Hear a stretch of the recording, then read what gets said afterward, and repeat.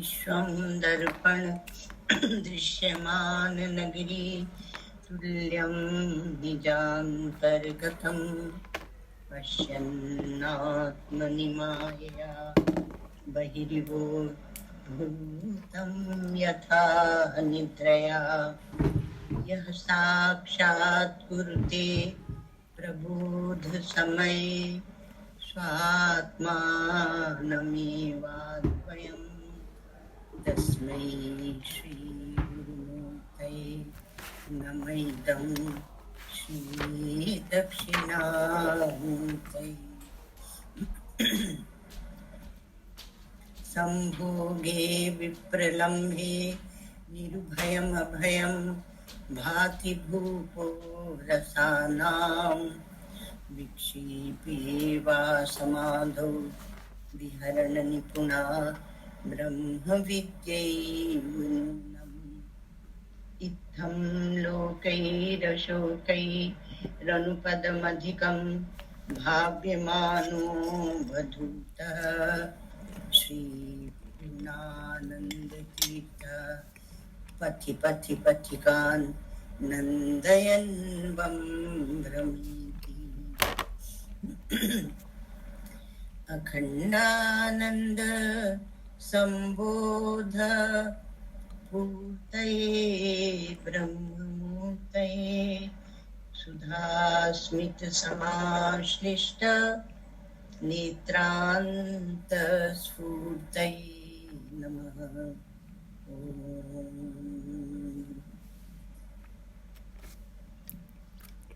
श्रुति स्मृति पुराणानाम् आलयं करुणालयं नमामि भगवत्पादं शङ्करं लोकशङ्करं नमामि भगवत्पादं शङ्करं लोकशङ्करम्।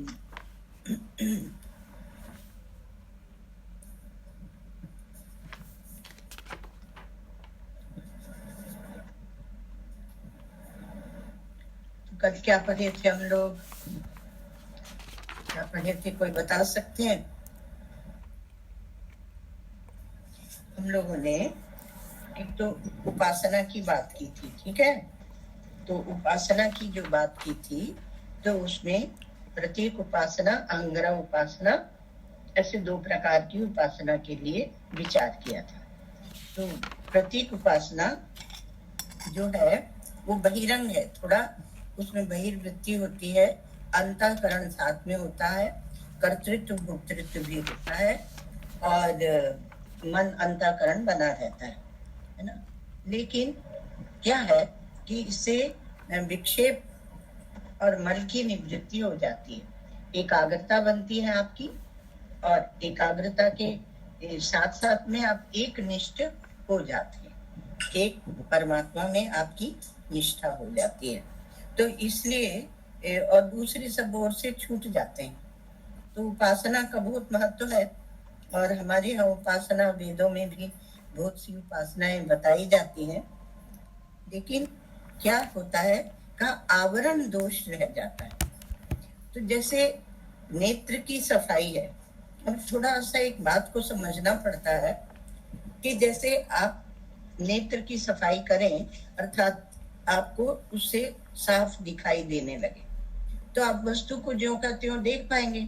उसी प्रकार से यहाँ नेत्र की सफाई क्या है तो कहा आपके अंतःकरण की सफाई। तो आपके अंतःकरण को निर्मल करते हैं, एकाग्र करते हैं, तो फिर वही अंतःकरण आपके लिए उपयुक्त है कि आप आगे उसको परमात्मा के विचार में लगा सकेंगे, नहीं तो मन तो भटकेगा, है ना।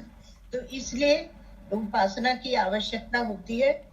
लेकिन जब ये कहा जाता है कि वेदांत के विचार के लिए उपासना की कोई आवश्यकता नहीं है, दो प्रकार की बातें कर दी जाती हैं, इसलिए लोग बोलते हैं कि हमें आप लोगों की बातें समझ में नहीं आती वेदांतियों की।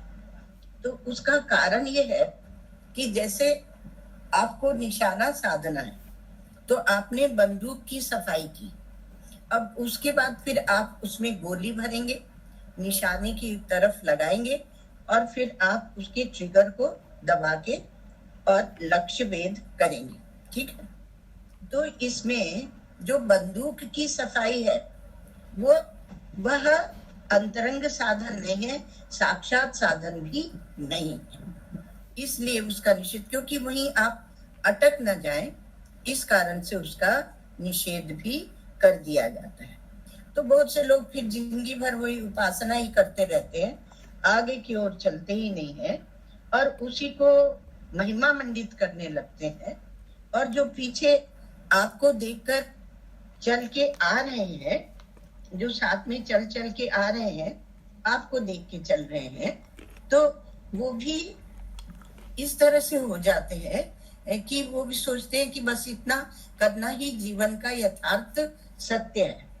तो यथार्थ सत्य की अगर जिज्ञासा नहीं है तो साधक अटक जाता है। तो उपासना का क्यों पक्ष भी लिया जाता है और उपासना का निषेध भी किया जाता है। उप माने समीप और आसन लगाना, अर्थात परमात्मा के पास आसन लगाना। लेकिन आप जब ईश्वर के पास बैठते हैं तो ऐसा नहीं है कि आप ईश्वर से एक हो जाते हैं, बल्कि बहुत बार तो रस आने लगता है कि भगवान हमारे सामने रहे और हम उनको देखते रहे, हम उन्हें देखकर मुस्कुराते रहे, उनका रसास्वादन करते रहे, उनका आस्वादन करते रहे। ये आपके जीवन में आ जाता है। तो ये रुकावटें हैं, इस प्रकार की रुकावटें होती हैं। तो इसलिए वहां पर आवरण बना रहता है। मल विक्षेप तो हुए शिथिल, लेकिन आवरण बना रहता है। तो आवरण जो दोष अंतःकरण में रहता है उसकी निवृत्ति कैसे होगी? तो इसलिए कहा कि भाई देखो, आवरण दोष की निवृत्ति तो ब्रह्म ज्ञान से ही होगी। जो वेदों में हमारे वस्तु सत्य कहा गया है उससे ही आपके आवरण दोष की निवृत्ति होगी, अर्थात उसको समझना पड़ेगा। और महावाक्य से ब्रह्म बोध होता है साक्षात, तो वो भी ब्रह्म बोध नहीं होता, आत्मा की ब्रह्मता का बोध होता है। उसे क्या कहते हैं? ब्रह्मात्मैक्य बोध। तो बोध ज्ञान का जो विषय होता है वह पहले से ही होता है, ऐसा नहीं कि हो जाने के बाद, अर्थात आपको कोई बता देगा उसके बाद वहां आत्मा और ब्रह्म की एकता होगी। आत्मा और ब्रह्म की एकता है ही, है ना। तो जैसे कि कोई ब्राह्मण है तो किसी को कुछ समझा रहा है, तो दूसरा आता है तो वो कहता है कि अरे ब्राह्मण देवता आप ऐसे मत समझाइए, ऐसे दृष्टांत दे रहे मना कल्प। तो वो बोलते हैं विप्र देवता कि रुक जाओ, मुझे ब्राह्मण से हिंदू होने में कोई देर नहीं लगेगी, अभी मैं ब्राह्मण से हिंदू हो जाऊंगा और तुम लोगों को ठीक कर दूंगा। तो ऐसा है कि हम अपने ऊपर जो आरोपित कर लेते हैं उसका बोलते हैं। एक बात है इसमें, एक बात और ध्यान में आ गई कि जो हम अपने ऊपर थोप लेते हैं उसी मान्यता को लेकर हम जीवन बिता देते हैं। तो एक वेदांत ऐसा शास्त्र आता है, खास करके हमारे भगवान शंकराचार्य ये कहते हैं कि संपूर्ण वेदों में, वेदांतों में एक ही बात कही गई है और वह एक ही प्रक्रिया है। किस प्रक्रिया से हम विचार करें तो कई प्रक्रिया है, सैकड़ों है, पर वो कहते हैं उनके अंदर, उनके गर्भ में, उनके रहस्य के रूप में छिपी हुई एक ही प्रक्रिया है और वह है अध्यारोप और अपवाद। अध्यारोप अपवादाभ्याम निष्प्रपंचम प्रपंचते। अध्यारोप और अपवाद से जो निष्प्रपंच ब्रह्म है, जो चतुष्कोटि विनिर्मुक्त ब्रह्म है, जो यथार्थ सत्य है, उसको वहां तक हमारे शास्त्र ले जाते हैं। लोग बोलते हैं वेद को क्या करेंगे, शास्त्र को हम क्यों माने, परमात्मा हमारे अंदर है, हम ऐसे ही जान लेंगे। तो भैया पैदा हुए तब से तो अभी तक जाने नहीं, अब क्या जान लोगे? तो ऐसे हम उसके, जैसे कि कोई कहे कि हमें साइंस तो पढ़नी है ना, और पर हम फिजिक्स नहीं पढ़ेंगे, हम केमिस्ट्री नहीं पढ़ेंगे, तो ऐसे थोड़ी चलता है। कि आप उस शास्त्र को नकार के और उस विद्या को जान लें। जान लेने के बाद अब आप अपने नए नए अनुसंधान भी कर सकते हैं, है ना, और उसको उसमें आप कुछ और भी जोड़ सकते हैं। लेकिन पहले तो जिस मार्ग से पहले के वैज्ञानिक गए हैं उसी मार्ग से आपको चलना पड़ेगा। प्रथम मुनिन हरि कीरति गाई, तेई मग चलत सुगम मुनि भाई। तो वो ऐसे ही चलना पड़ेगा। हम अपना नया मार्ग निकालेंगे तो आप योगी हो सकते हैं, पर आप ये ज्ञान के चिंतन के मार्ग में नहीं चल सकते, आप ऋषि मुनियों के मार्ग में नहीं चल सकते। तो यहाँ क्या आया कि ब्रह्म ज्ञान चाहिए। अब देखिए, आपको एक दृष्टि, आपको ध्यान दिलाया था कि आप जब निर्णय करते हैं वहां पर पहले ही आप ये निर्णय कर लेते हैं कि हम इस परमात्मा की ओर जब चलेंगे तो हमें निर्णय बुद्धि में हो जाना चाहिए कि वेदांत शास्त्र में क्या बात कही गई। तो निर्णय करने में आपकी बुद्धि लगती है, अर्थात ज्ञान लगता है। और ज्ञान यदि निरपेक्ष है ज्ञान, तो वो निरपेक्ष ज्ञान आपको स्वतंत्रता देता चला जाता है। अब यहाँ कहा कि आपको ब्रह्म ज्ञान की आवश्यकता है, तो अपने मनमानी उससे नहीं, पहले आपको गुरु के पास जाना ही पड़ेगा। फिर भले आप एकांत में बैठ के अनुसंधान करें, पर पहले जाना ही पड़ेगा, ऐसे हमारे शास्त्रों ने कहा। आप दूसरे विषयों में उनकी बात मान लेते हैं, लेकिन जहाँ अध्यात्म शास्त्र की बात आती है वहां आप नहीं मानते हैं।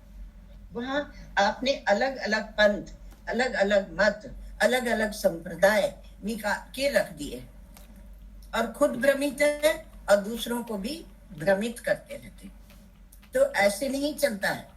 इसलिए ही हमारे यहाँ परंपरा देखी जाती है, गुरु परंपरा। गुरु परंपरा, सत्संप्रदाय परंपरा, ये देखी जाती है। अर्थात उस संप्रदाय में कितने ज्ञानी हुए, कितने संत हुए हैं, कितने महात्मा हुए हैं, कितने जीवन मुक्त महापुरुष हुए हैं। अभी एक कोई लोग कह रहे थे, आपके मध्य प्रदेश में एक आत्म धाम करके एक संस्था है, तो उन्होंने कहा अच्छा उड़िया बाबा जी महाराज के 150 वर्ष हो रहे हैं पूरे अब की उनके जन्मदिन पर, तो हम लोग भी मनाएंगे एक दिन, क्योंकि वो भी हमारे शंकराचार्य की परंपरा में ही है। तो इस परंपरा में इतने ज्ञानी हुए। आप किसी भी महापुरुष का नाम उठाएंगे तो वो इसी परंपरा में होंगे। जैसे कि आप इस समय में रमन महर्षि को उठा लें, किसी का भी नाम उठाइए आप, रामकृष्ण परमहंस को ले लें, स्वामी विवेकानंद, सब इसी परंपरा में हुए। तो कहा कि ज्ञान जो ब्रह्म ज्ञान होता है और नए नए जो निकालते हैं उनको, उनसे सावधान रहिएगा। बहुत बार उस रूप में, हमारे गुरुदेव के शब्द है कि उस रूप में कलयुग के दूत घूमते होते हैं। खैर ये विषयांतर हो जा रहा है, लेकिन कहा कि ब्रह्म ज्ञान का अर्थ क्या है ना। तो ये ब्रह्म ज्ञान मुख्य रूप से सबसे पहले से उपनिषदों में मिलता है। तो क्या है, तो कि उसके ब्रह्म के स्वरूप को यथार्थ रूप से जानना, यही ब्रह्म ज्ञान का स्वरूप है। अब इसमें कहा ये दो प्रकार का हो जाता है, परोक्ष और अपरोक्ष।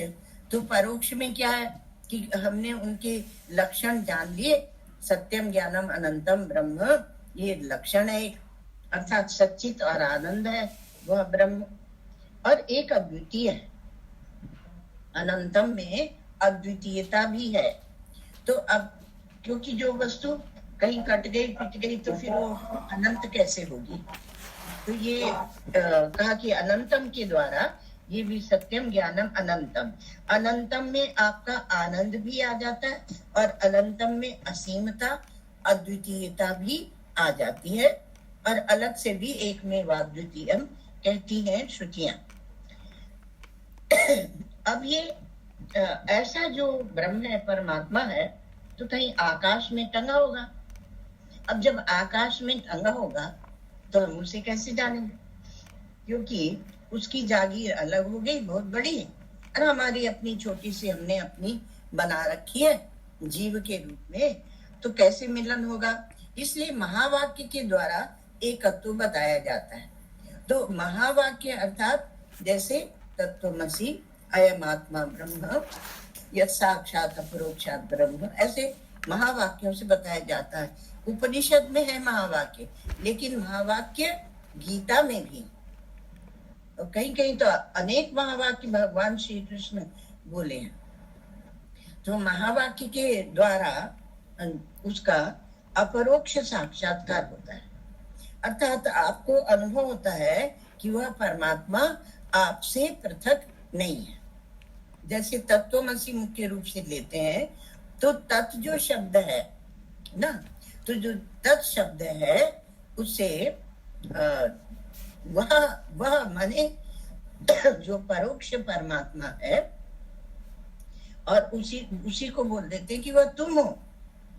अथवा ईश्वर पद ले लो, तो वह ईश्वर पद जो है वह तुम ही हो, अर्थात तुमसे वह पृथक नहीं है। तो पृथक कैसे भासता है? तथा उसकी उपाधि अलग कर देते हैं हम और हमारी उपाधि अलग। हमारे पंचकोश हैं, तो अन्नमय कोश, प्राणमय कोश, मनोमय, विज्ञान में सब आगे आएगा।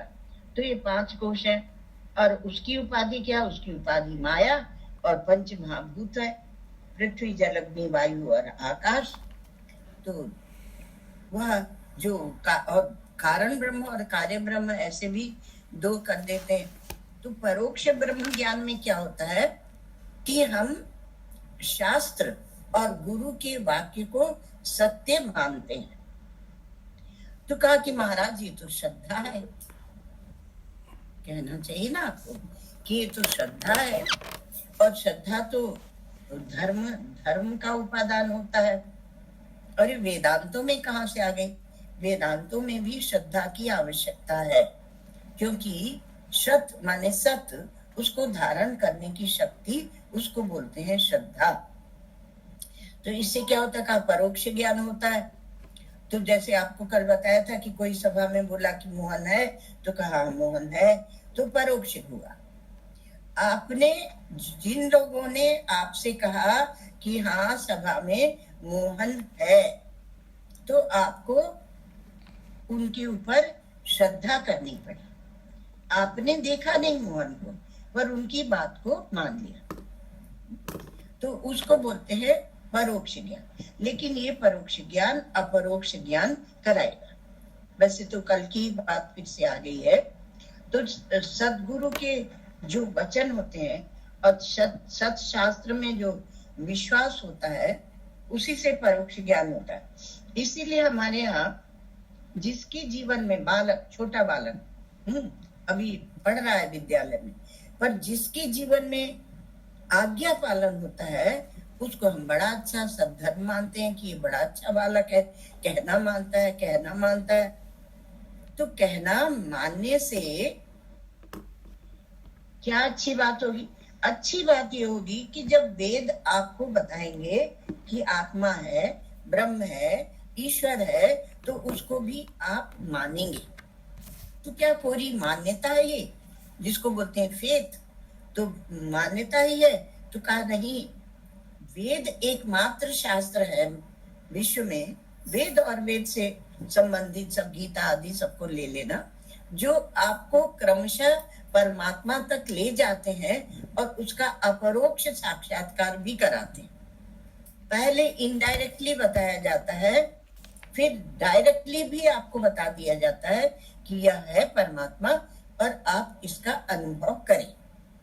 तो यदि आप उसके अनुसार चले, धर्म, उपासना, योग इत्यादि, और फिर उसके बाद अंतःकरण शुद्धि के साधन चतुष्टय, ऐसे गुरु के पास जाके आप ज्ञान ले रहे हैं, तो आपको साधन चतुष्टय संपन्न जो अधिकारी है, जिसमें मोक्ष है और जिज्ञासा भी है, वह जाके ज्ञान ले लेता है।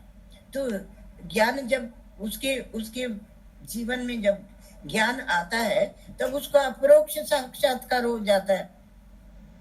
तो वह कैसे आया? तो कहा पहले उसने श्रद्धा की थी। श्रद्धावान लभते ज्ञानम तत्परा संयतेन्द्रिय भगवान कहते हैं गीता में। तो ये श्रद्धा बहुत अच्छी चीज है।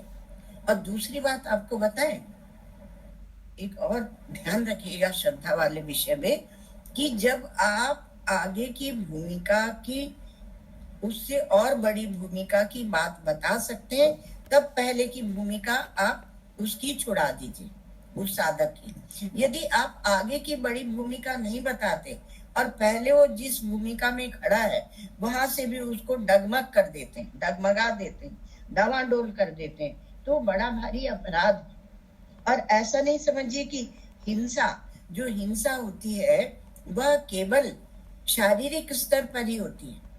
ये हिंसा मानसिक स्तर पर भी होती है, बौद्धिक स्तर पर भी होती है। आप एक शब्द सुनते होंगे, एक्सप्लॉइटेशन। तो ये उस स्तर पर भी होती है हिंसा। जैसे कि आप यदि बड़ा सत्य नहीं बता सकते तो किसी का धर्मांतरण मत कीजिए। हमारे देश में अर्थात सनातन वैदिक धर्म में यह रीति नहीं थी कि कोई जिस तरह से भी उपासना कर रहा है उसको हिला दो। ऐसे उपासना नहीं, ऐसे ऐसे हाथ मत दो, ऐसे हाथ दो, ऐसे मुंह मत दो, ऐसे इन सब चीजों में बाह्य आडंबर में लगाकर और उसको उसके पथ से विचलित नहीं किया जाता है। जब तक आप उत्तरोत्तर आगे की भूमिका की बात नहीं बता सकते तो पीछे की भूमिका में उसे हिलाइए नहीं। इसीलिए हम लोगों ने क्या किया, क्योंकि बिना मतलब जो श्रद्धा को डगमगा देते हैं उससे किसी का कोई लाभ होता नहीं है। और वास्तविक आप कॉस्मिक दृष्टि से, माने वैश्विक दृष्टि से अभी आप देखें तो उससे कोई शांति किसी को मिलती नहीं। इसलिए हम लोगों ने उनको नास्तिक कह दिया। किनको नास्तिक कहा कि जो वेद को नहीं मानते, जो ईश्वर को नहीं मानते, पहले वेद को ले दिया है ना। तो जो वेद को नहीं मानते वो नास्तिक है, ईश्वर को नहीं मानते वो नास्तिक है, जो आत्मा को नहीं मानते, जो पुनर्जन्म को नहीं मानते, कितनी सारी बातें बता दी गई। तो वो सब बातें जो है इसलिए उनको नास्तिक कह देते हैं। तो परोक्ष ब्रह्म ज्ञान तभी हो जाता है जब आप सदगुरु के वचन में और शास्त्र के वचन में विश्वास कर लेते हैं कि हाँ परमात्मा है और हमें मिल सकता है। जो भी चले हैं पहले श्रद्धा और विश्वास के बल से ही चले हैं।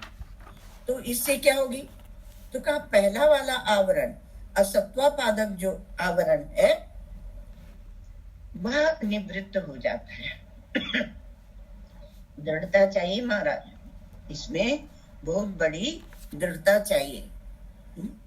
तो जो असत्वापादक माने असत, ब्रह्म को जो असत बताने वाला, दिखाने वाला जो आवरण है उस आवरण को असत्वापादक आवरण कहते हैं। जैसे आप दृष्टांत ले लीजिए मोटे मोटे, तो आपके हिरण्यकशिपु है और प्रहलाद है। अब प्रहलाद को सर्वत्र भगवान दिखते हैं, तो उसकी वो क्या है, वो दृढ़ता है, उसका कन्विक्शन है।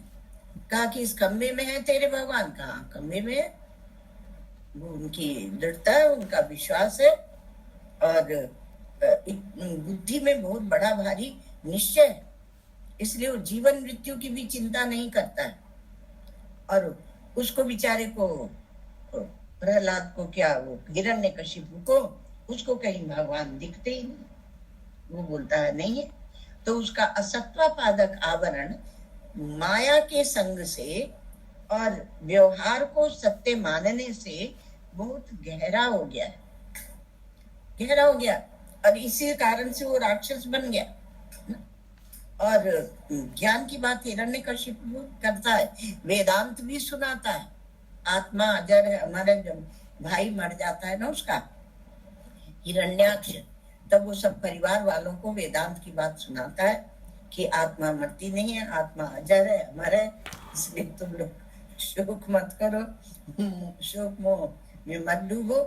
तो लेकिन खुद का तो उसका असत्वापादक आवरण की ईश्वर है, परमात्मा है, सत्य है। ईश्वर माने एक चेतन वस्तु तो वो है, तो वह उसको दिखता नहीं है, क्योंकि जीवन में बिल्कुल उल्टा है।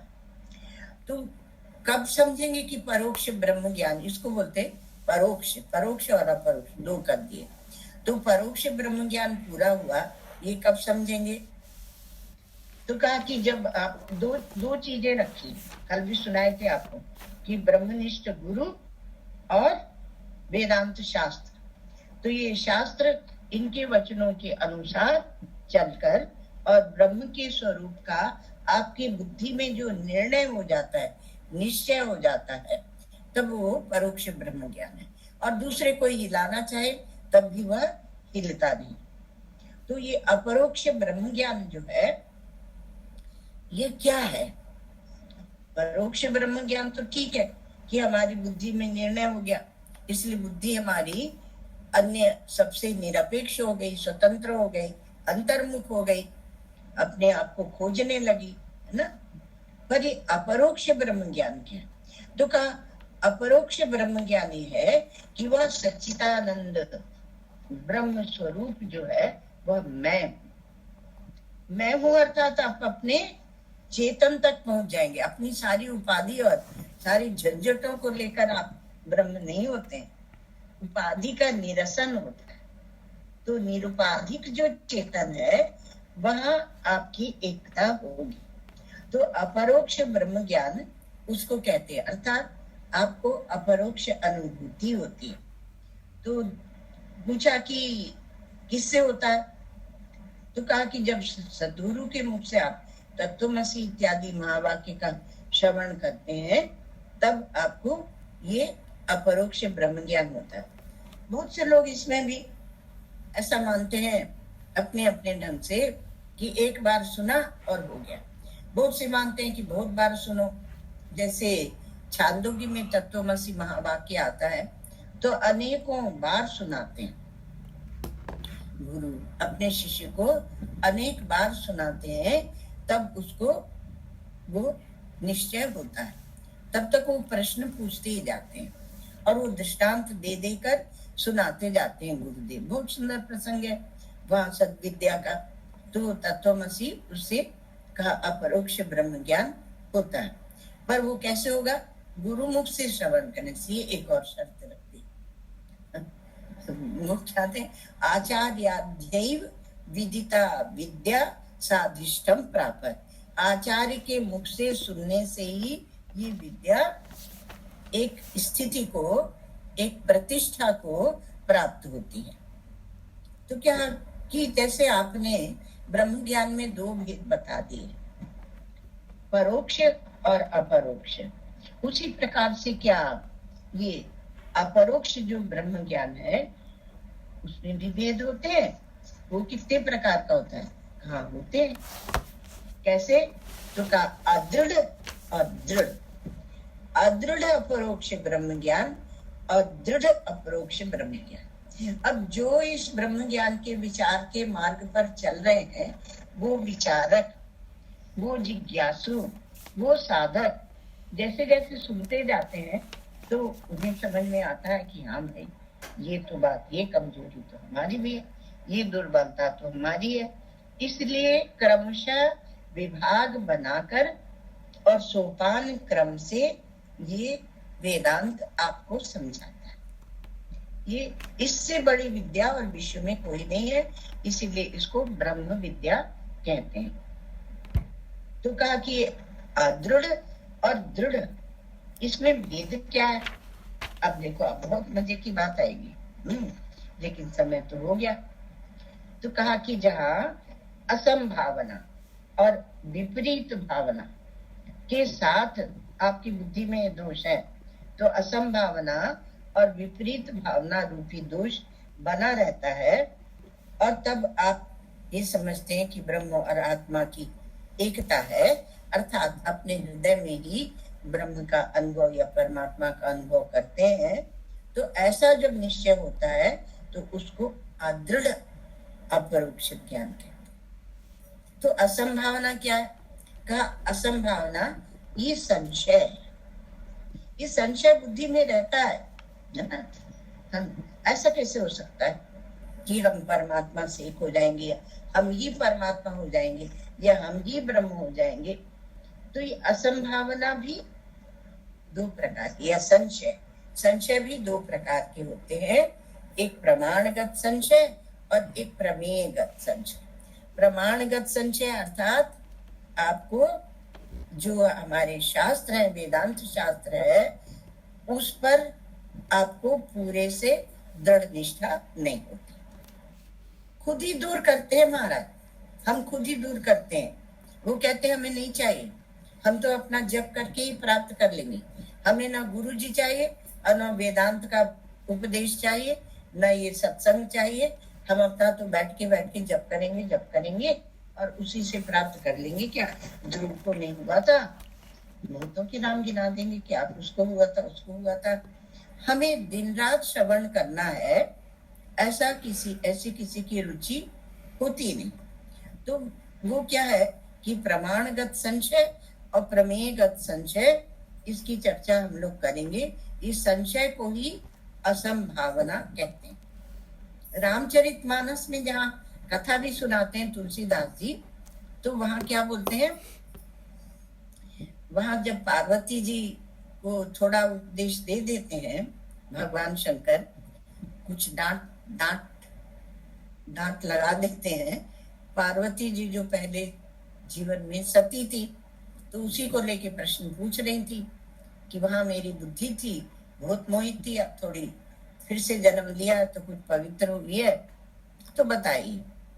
फिर वो जब थोड़ा सुनाते हैं शंकर भगवान, तब ये बोलते हैं पार्वती माता कि दारुण असंभावना बीती, मेरे हृदय में जो दारुण माने कष्ट देने वाली, बहुत ही कष्ट देने वाली जो असंभावना, यह संशय था, वह अब निवृत्त हो गया है कि वही ब्रह्म, वही परब्रह्म परमात्मा, यदि वो ही राम के रूप में अवतरित हुए हैं, तो ऐसा कैसे हो सकता है कि वो स्त्री वियोग में व्याकुल हो रहे। तो वो असंभावना तो भगवान शंकर ने बताया, वो ऐसे लीला करते हैं सामान्य मनुष्यों की तरह। तो लीला को भी लेकर लोकवत्तु लीला कैवल्यम, ऐसे हमारे ब्रह्म सूत्रों में आया है।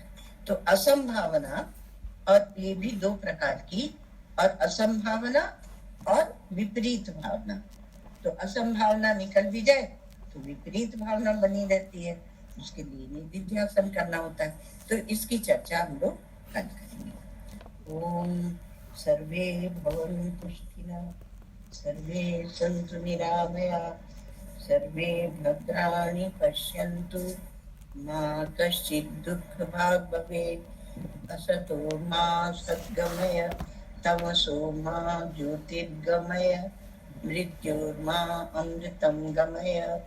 ओम पूर्णमदः पूर्णमिदं पूर्णात् पूर्णमुदच्यते, पूर्णस्य पूर्णमादाय पूर्णमेवावशिष्यते।